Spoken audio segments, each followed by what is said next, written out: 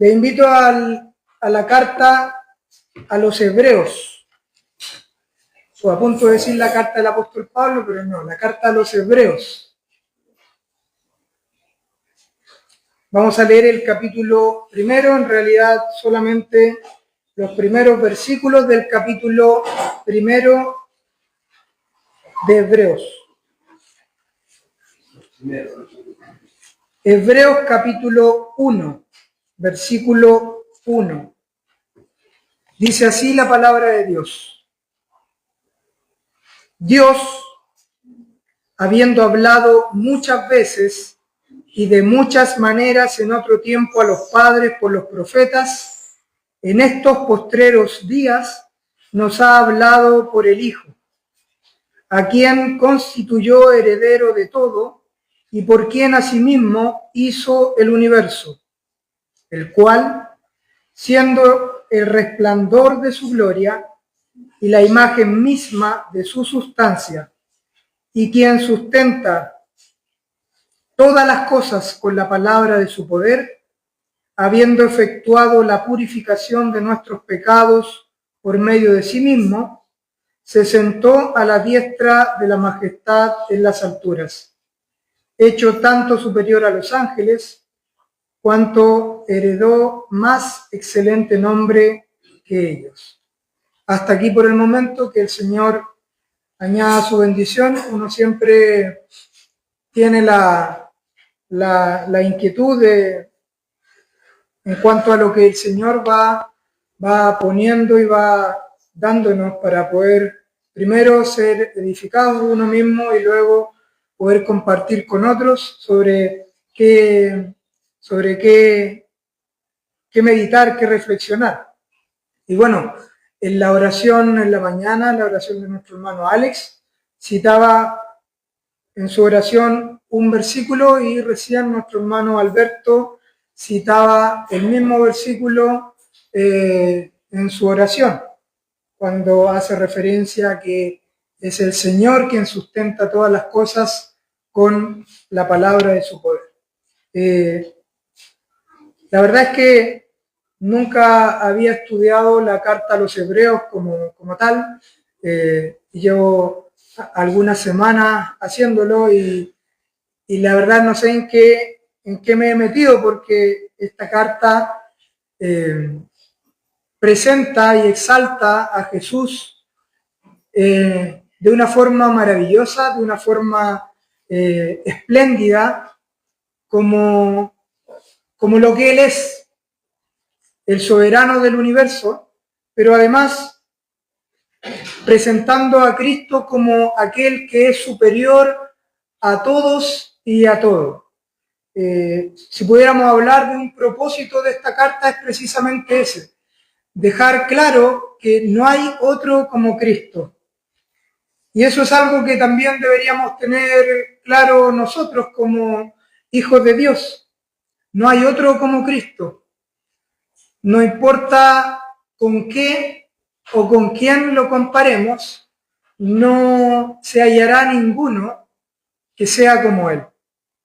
Y el autor a los Hebreos, que es desconocido, algunos han postulado que fue el apóstol Pablo, otros han dicho que pudo haber sido Apolo, incluso Priscila, Bernabé. La verdad es que no es relevante quién escribió esta carta. Lo importante es sobre quién habla esta carta. Y uno humanamente, cuando sabe quién envió un mensaje, automáticamente puede estar condicionado a pensar que el mensaje tiene que ver con aspectos de la persona que lo escribió. Y es maravilloso que el Señor, en su soberanía, haya dejado como anónima la autoría de esta carta, porque nos lleva, nos hace o nos obliga incluso a mirar solamente a Cristo, a mirar solamente al Señor. Y como decíamos, no hay otro como Él. No hay otro mayor que Cristo. Esta carta fue escrita a una comunidad, a una congregación creyente, pero judía. Y eso, para el tiempo en que fue escrita, era de suma importancia porque los judíos cristianos eran perseguidos por su fe. Eran perseguidos por reconocer a Cristo como el Señor. Y muchos les era puesto como razón para librar sus vidas de la muerte el negar a Cristo como el Señor, como el soberano. Y a muchos de ellos les costó su vida el no hacerlo, el confesar a Cristo como el Mesías, como el Salvador. El autor parte, podríamos decir que estos primeros tres versículos son una especie de introducción de todo lo que él va a expresar a lo largo de esta carta. Cristo es superior a Moisés, y para un judío Moisés era alguien importante en su historia. Era aquel a quien Dios había usado para liberarlos de la esclavitud allí en Egipto.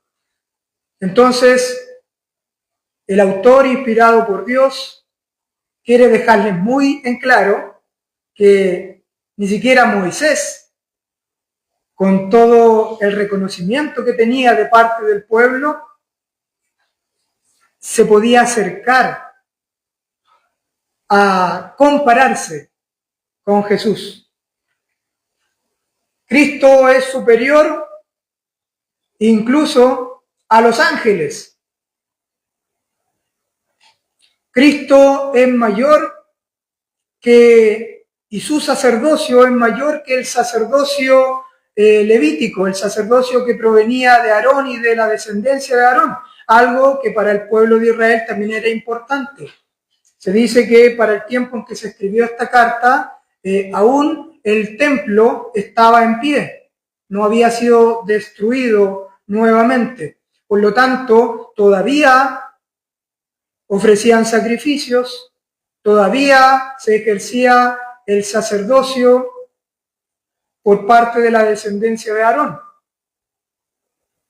Sin embargo, el autor presenta a Cristo como aquel que es no cualquier sacerdote, sino que el sumo sacerdote, no descendiente de Aarón, sino que el sumo sacerdote según el orden de Melquisedec, que se hace referencia, que no tiene ni principio ni final, sin genealogía.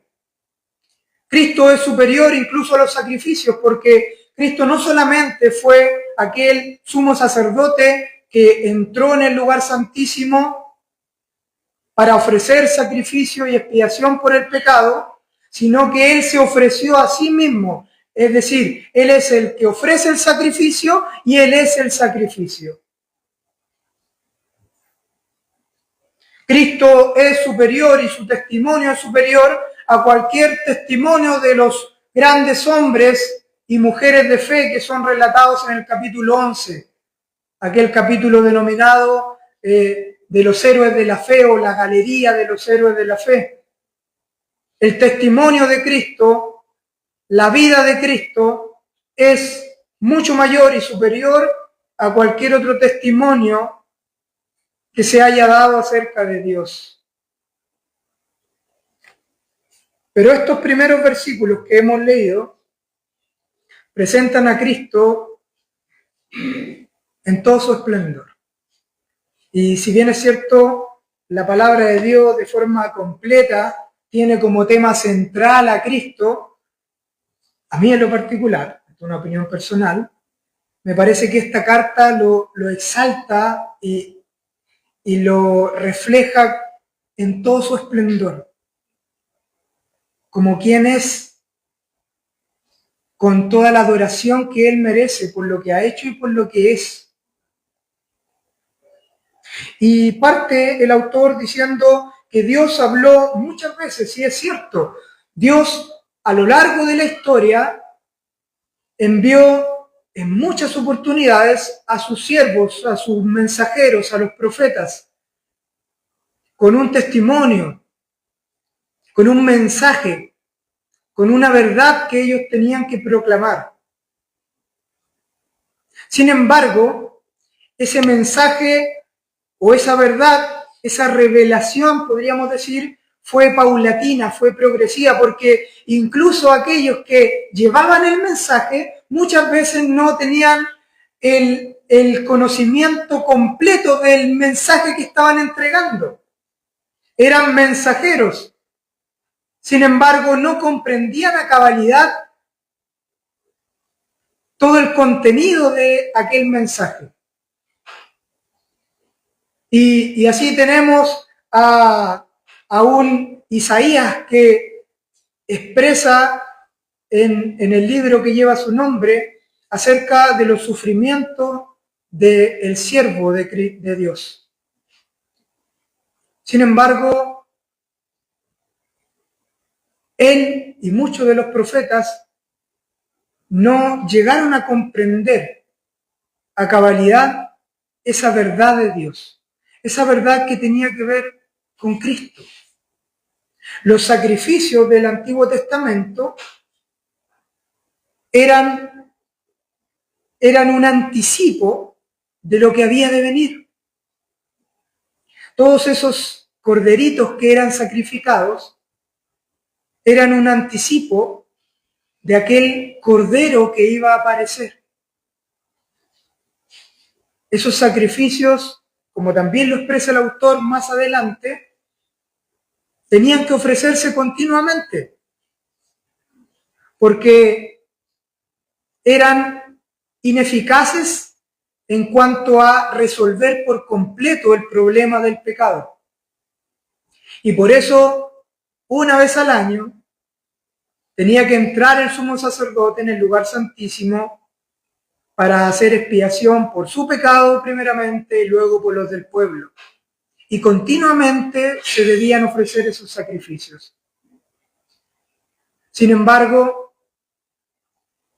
la revelación y la verdad de Dios fue acabada con la aparición de Cristo en esta tierra.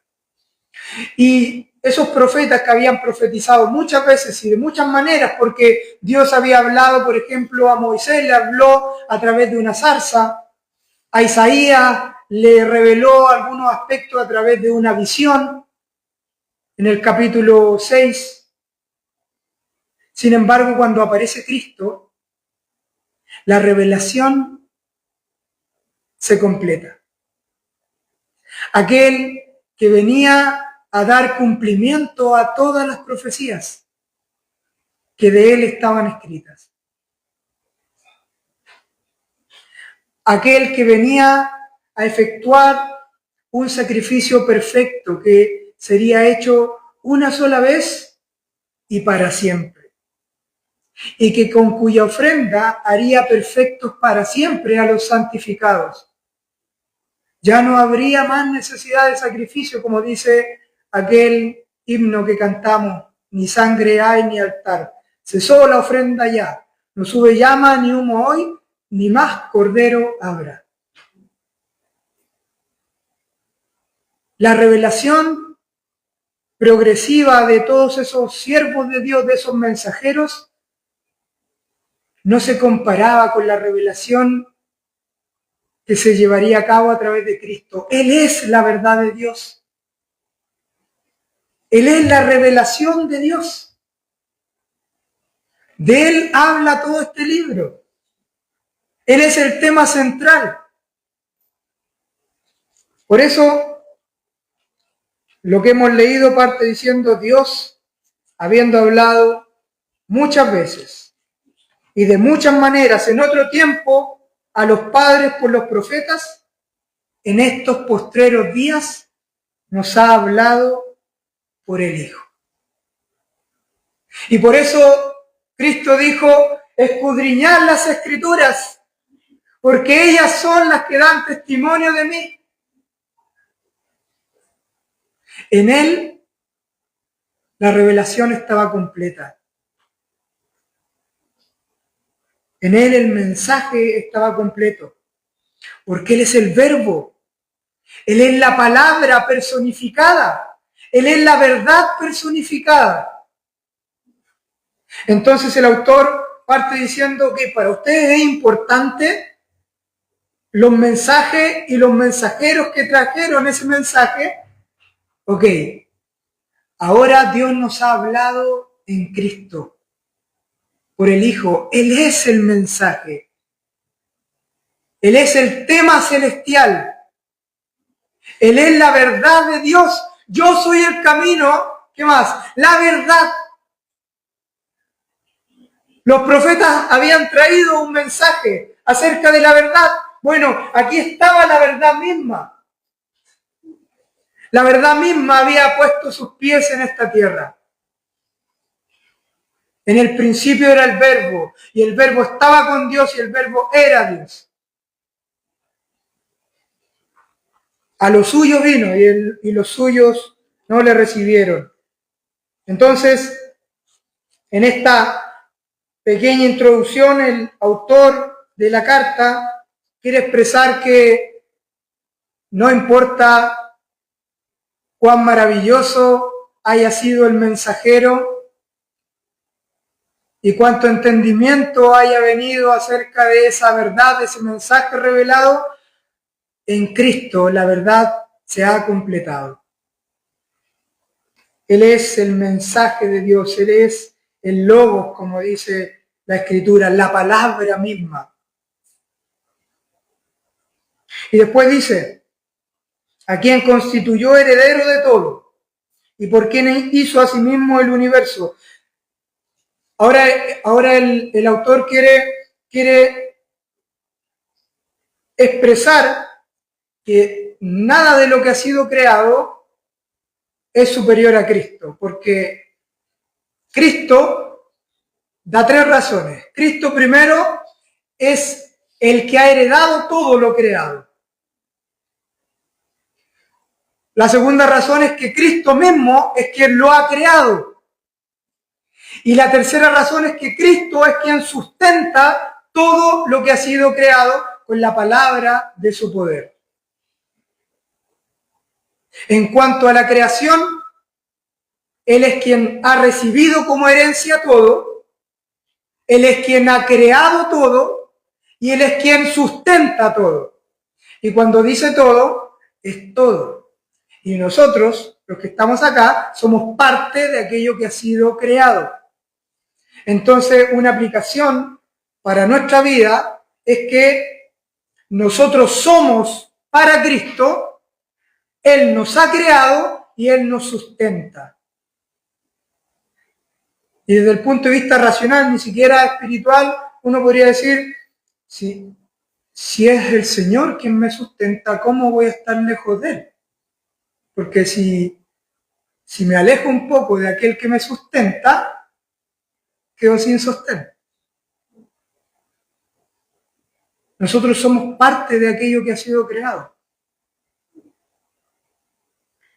Y el Señor fue quien heredó esto. Y uno podría decir, bueno, pero ¿cómo? Si Él lo creó, le pertenece a Él. Lo que pasa es que cuando Cristo viene a este mundo, Pablo en la carta a los Filipenses dice que Él se despojó a sí mismo, se vació.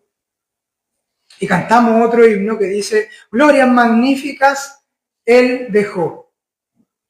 Entonces, Cristo, el Hijo, como Dios, era el dueño de todo, Él lo había creado. Pero cuando Él viene a este mundo, Él deja todo aquello. Y es maravilloso porque con la consumación de su obra, es como que el Padre se lo devuelve. Esto es tuyo. Por herencia. Él es el heredero de todo. ¿Y por quién? Dice, asimismo hizo todas las cosas. Y por medio de quién todas las cosas son sustentadas. Mira, acompáñenme, sin perder de vista, Hebreos, a la carta a los Romanos. Capítulo 11. Carta a los Romanos, capítulo 11. Romanos 11, el último versículo del capítulo. Romanos 11, versículo 36. Dice así: porque de Él, y por Él, y para Él son todas las cosas. A Él sea la gloria por los siglos. Amén. No hay otro como Cristo, porque respecto a lo creado, Él es superior. Cristo es el fin de todas las cosas, es el heredero. Él es el principio de todas las cosas. Él es quien lo ha creado. Él es el fin y Él es el medio que sustenta todas las cosas. Es el que sustenta nuestra vida. Es el que sostiene nuestra vida. Aunque ande en valle de sombra de muerte, no temeré mal alguno. Tu vara y tu cayado infunden aliento. Él es quien nos sostiene. Cuanto más aquellos que somos hijos de Dios. Porque de Él, por Él y para Él son todas las cosas. A Él sea la gloria. No hay otro como Cristo. Y después, estoy tratando de resumir con todo lo que eso me cuesta, algunos ya lo saben. Hebreos, volvamos al capítulo 1, versículo 3. Hebreos 1, versículo 3 dice: el cual, siendo el resplandor de su gloria y la imagen misma de su sustancia, y bueno, después dice quien sustenta todas las cosas con la palabra de su poder. Me había adelantado y ahora nos devolvemos un poquito en esta frase breve, pero profunda. El resplandor de la gloria de Dios.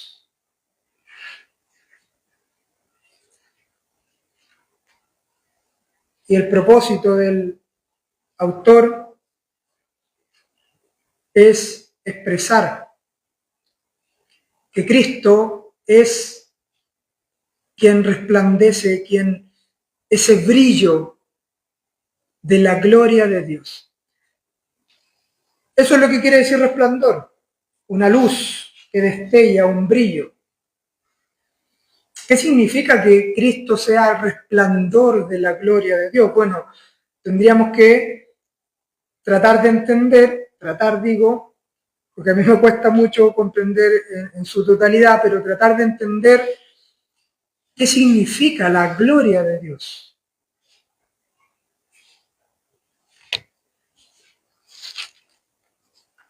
Éxodo capítulo 33.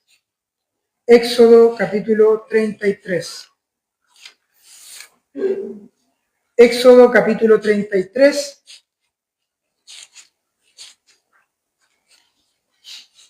Dice en el versículo 12. Esta es una conversación que tiene Moisés con Dios. Y es interesante esta conversación porque Moisés va progresivamente pidiéndole más a Dios. Con confianza. Como habla alguien con su amigo. Y en el versículo 12 dice lo siguiente: dijo Moisés a Jehová: mira, tú me dices a mí, saca a este pueblo, y tú no me has declarado a quién enviarás conmigo. Sin embargo, tú dices: yo te he conocido por tu nombre y has hallado gracia en mis ojos. Ahora pues, le dice Moisés a Dios, si he hallado gracia en tus ojos, te ruego que me muestres ahora tu camino para que te conozca y halle gracia en tus ojos. Y mira que esta gente es pueblo tuyo. Dios le había dicho a Moisés que él sería el que guiaría al pueblo de Israel a tomar posesión de la tierra prometida. Entonces Moisés le dice: Señor, tú me has dicho que lleve a este pueblo, pero tú no me has dicho a quién vas a enviar conmigo. cuando Dios llama a Moisés, Moisés pone un montón de excusas para no hacer lo que Dios le estaba pidiendo. Le dice, no hablo muy bien, Señor, no soy tardo para el habla. ¿Ah? No me desenvuelvo bien con el mensaje. Y el Señor le dice, anda, pero no me van a creer, Señor. No me van a creer. ¿Qué les voy a decir cuando llegue y me presente? ¿Quién me envió? Le dirás que yo soy, me envió a vosotros, haciendo alusión al nombre santo y eterno de Dios. Entonces Moisés le dice, ok, pero no me van a creer. Bueno, aquí Moisés nuevamente le dice, no me has dicho, no me has mostrado el camino, Señor, y tú me mandaste, mira, ojo Dios, este es pueblo tuyo, este es pueblo tuyo. Entonces Moisés le dice, Señor, yo quiero que tú me asegures que tú vas a estar conmigo, que tú me vas a guiar en esto que tú me has pedido. Y Dios le responde, mi presencia irá contigo y te daré descanso. Versículo 14. Ok, Moisés, hagamos lo siguiente. Yo voy a estar contigo, Moisés. Tranquilo, yo voy a estar contigo. Mi presencia va a estar contigo. Ahí uno podría decir, ok, con eso basta. Dios le estaba diciendo a Moisés que él iba a estar acompañándole. Sin embargo, Moisés no quedó satisfecho con esta respuesta de Dios. Y Moisés respondió, si tu presencia no ha de ir conmigo, no nos saques de aquí. ¿Y en qué se conocerá aquí que he hallado gracia en tus ojos, yo y tu pueblo, sino en que tú andes con nosotros y que yo y tu pueblo seamos apartados de todos los pueblos que están sobre la faz de la tierra? No me basta, Señor, que tú andes conmigo. Tú tienes que estar con todos nosotros, con el pueblo. El Señor ya le había dicho, Moisés le dijo, no me has mostrado tu camino, tranquilo Moisés, yo voy a estar contigo. Ya, Señor, pero no quiero solamente que estés conmigo, quiero que andes tú conmigo y con tu pueblo. ¿Y qué es lo que le dice el Señor? Le dice, y Jehová dijo a Moisés, versículo 17, también haré esto que has dicho. Y le regaló Moisés. También haré esto que has dicho, por cuanto has hallado gracia en mis ojos y te he conocido por tu nombre. Ok, Moisés, voy a estar contigo y con el pueblo, voy a ir en medio del pueblo. Ya listo, Moisés, ahí sí ya cumplimos tu deseo, tu petición, Moisés. No, Señor, necesito más. Y entonces aparece en el versículo 18 y Moisés le dice, te ruego que me muestres tu gloria. Señor, no me basta que tú me acompañes. Señor, no me basta que tú estés conmigo y con el pueblo. Necesito conocerte más íntimamente. Necesito que me muestres tu gloria. Y le respondió. Ya hizo como la petición máxima en cuanto a intimidad, en cuanto a cercanía, Moisés. Diríamos en Chile, coloquialmente, se subió por el chorro Moisés. ¿Ah? Y le respondió, yo haré pasar todo mi bien delante de tu rostro y proclamaré el nombre de Jehová delante de ti. Tendré misericordia del que tendré misericordia y seré clemente para con el que seré clemente. Dijo más, no podrá ver mi rostro porque no me verá hombre y vivirá. Ok, Moisés, vamos a acceder en parte a tu petición porque en realidad si accedo completamente no va a quedar vivo, Moisés. Entonces, yo voy a pasar delante de ti y tú vas a poder contemplar algo de mi gloria. Y dijo aún Jehová: he aquí un lugar junto a mí, y tú estarás sobre la peña, y cuando pase mi gloria, yo te pondré en una hendidura de la peña y te cubriré con mi mano hasta que haya pasado. Después apartaré mi mano y verás mis espaldas, mas no se verá mi rostro. Todavía no sabemos lo que es la gloria de Dios, ¿no? Con eso estamos tratando de dilucidar en este pasaje. Versículo del capítulo siguiente, versículo 5. El pueblo de Israel conocía la nube de la gloria de Dios. Cada vez que Moisés se encontraba con Dios en el monte, la nube de la gloria de Dios descendía sobre aquel monte y ese monte se estremecía. Y ellos le llamaban, creo que en algún otro momento lo he mencionado, y seguramente varios también lo han estudiado, ellos le llamaban la Chequiná o la nube de la gloria de Dios. ¿Con qué tenía que ver esto? Versículo 5.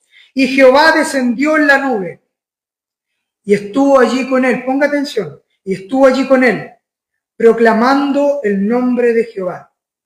Y pasando Jehová por delante de él, proclamó: Jehová, Jehová, fuerte, misericordioso y piadoso, tardo para la ira y grande en misericordia y verdad, que guarda misericordia a millares y que perdona la iniquidad, la rebelión y el pecado, y que de ningún modo tendrá por inocente al malvado, que visita la iniquidad de los padres sobre los hijos y sobre los hijos de los hijos hasta la tercera y cuarta generación. Entonces Moisés, apresurándose, bajó la cabeza hacia el suelo y adoró. ¿Qué era lo que Moisés le había pedido en esa última petición a Dios? Quiero ver tu gloria. Cuando Dios accede parcialmente a esta petición de Moisés y baja la nube de Dios y se le permite contemplar a Moisés, comillas, las espaldas de Dios, ¿cuál es la reacción espontánea de Moisés? ¿Qué es lo que se menciona cuando la nube de la gloria de Dios desciende y pasa delante de Moisés y a Moisés se le permite contemplar, comillas, otra vez, las espaldas de la gloria de Dios? Jehová, Jehová, fuerte, misericordioso, piadoso, grande en misericordia, tardo para la ira y grande en verdad. Estos aspectos no son otra cosa sino que atributos del carácter de Dios. Es lo que Dios es. Entonces, la gloria de Dios es la manifestación de lo que Dios es.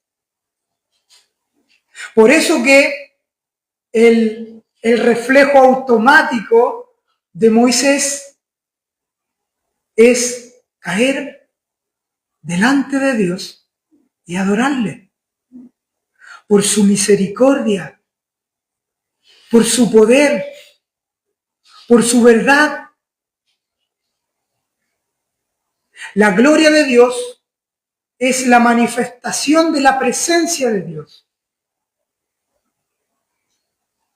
Entonces, lo que quería Moisés era conocer más de lo que Dios es. Volvamos a Hebreo.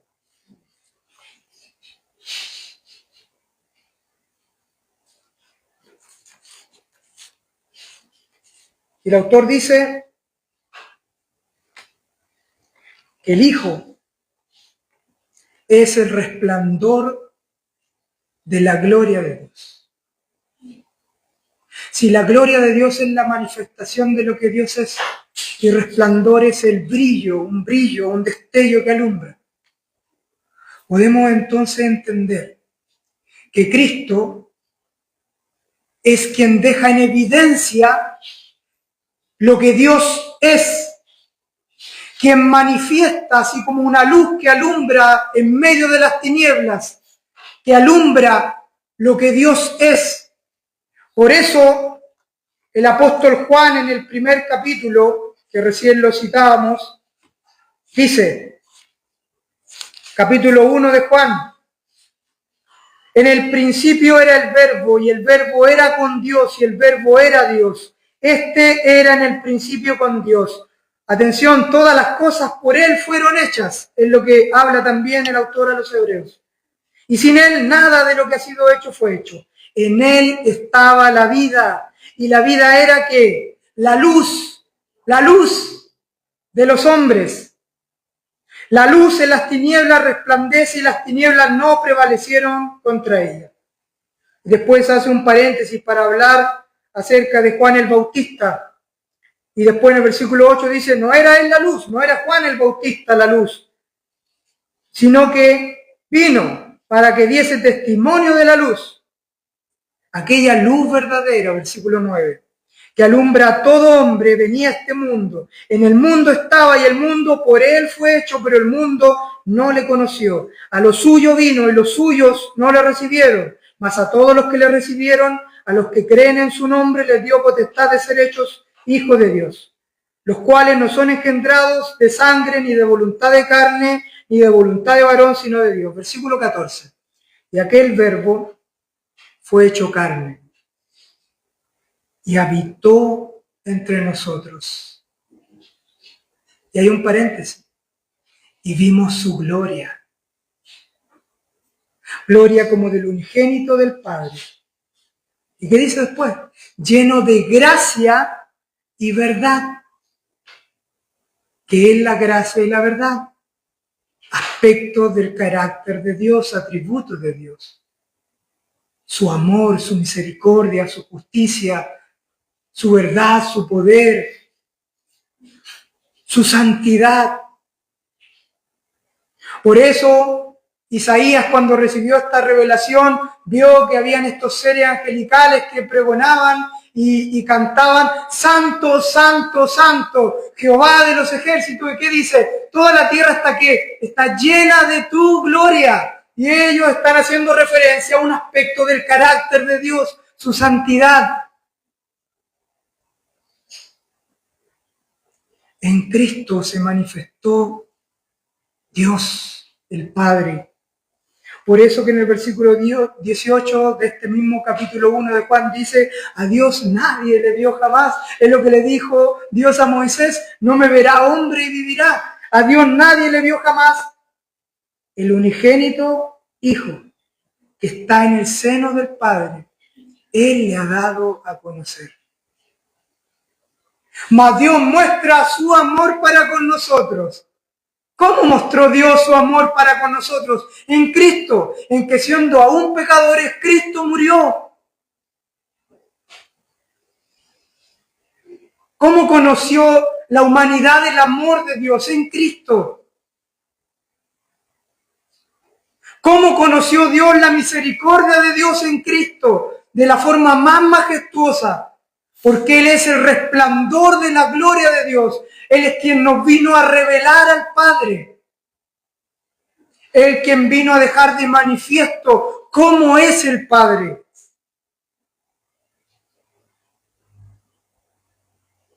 Él es el brillo que hace claramente visible la gloria de Dios. Él es la manifestación maravillosa de todo lo que el Padre es. Es aquella luz majestuosa que vino a resplandecer en medio de las tinieblas. Es quien vino a revelarnos a Dios. Tomás, el que me ha visto a mí, ha visto al Padre. ¿Cómo dicen, muéstranos al Padre? Tanto tiempo que estoy contigo, tanto tiempo que estoy con vosotros y no me has conocido. Pero no expresa solamente que Cristo es el resplandor de la gloria de Dios, sino que dice la imagen misma de su sustancia. Cristo no solo es la manifestación completa y perfecta de Dios, sino que Él es Dios mismo en sustancia, en esencia. Porque, como diría el apóstol Pablo a los colosenses, en Él habita corporalmente toda la plenitud de la deidad. Él no solo es el resplandor de la gloria de Dios, Él es Dios.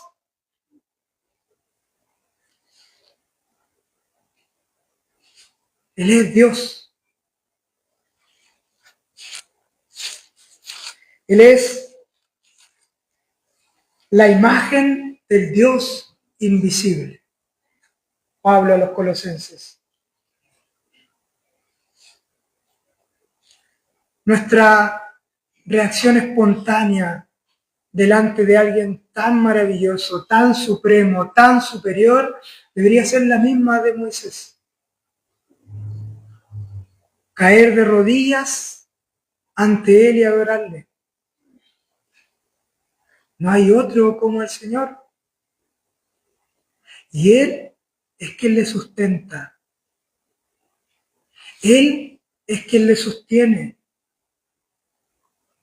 Él es quien le ha creado. Y usted y yo somos para Él. Porque de Él, por Él y para Él son todas las cosas. A Él sea la gloria.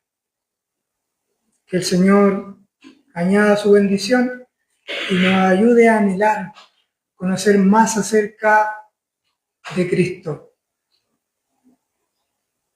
Conocer más acerca de aquel que, siendo lo que Él es, que hemos podido meditar muy por encima, vino y padeció en una cruz, dio su vida por usted, dio su vida por mí.